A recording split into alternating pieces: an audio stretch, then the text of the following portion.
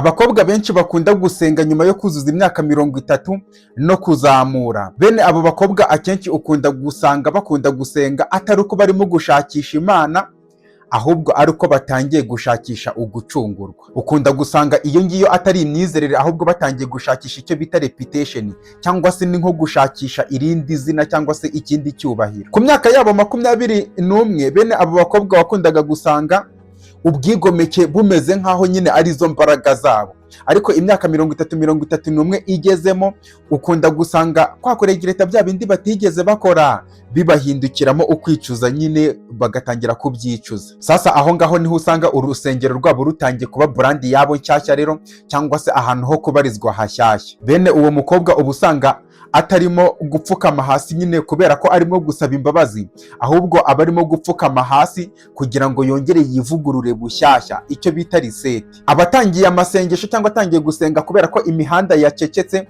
agatangira gusenga kubera ko inbox za DM nyine hakonje, nta muntu cyandika ka message. Akenshi ugasanga ibyo byose biri gukomoka ku kuba wa musore cyangwa se babasore yaciye amazi kera cyane, baragiye bakibonera amahoro ahandi hantu. Iyo arimo gusenga icyo gihe abakunda kuvuga ngo noneho ngo igihe cy'Imana nicyo cyiza, cyangwa se ngo Imana niyo izabigena, ariko nyamara nawe ku mutima we aba bizi ko nyine igihe kiri kumwirukankana cyangwa se igihe kirimo kumurenga. Icyo gihe ukwizera ntabwo kiba ari cyo kibazo, ahubwo motifu cyangwa se icyo agamije yagiye muri ibyo ngibyo ari kugaragaza nk'aho ari ukwizera, nicyo kiba ari ikibazo. Bamwe muri bo baba bashaka ubwere, mu gihe abandi bo baba bari gushaka ishusho cyangwa se ifoto. Kandi uwo mukobwa uko ari gukomeza gukura cyane, imyaka ikomeza kwicuma, niko biba bigoye cyane kugenda umenya itandukaniro ry'ibyo ari gukora.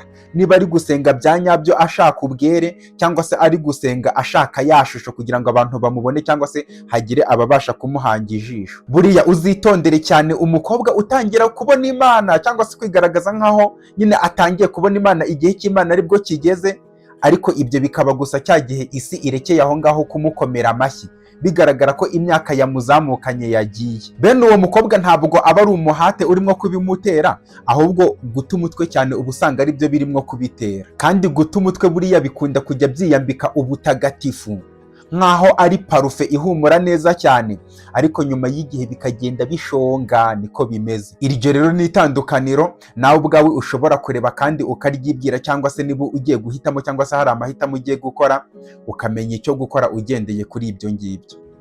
Iyo umusore ahuye n'ikibazo, cyaba ikibazo cy'umuryango cyangwa se ikibazo cy'ubuzima bwe busanzwe, igisubizo cya mbere akora ni ugutandukana cyangwa se gusiga sheri we akamukatira.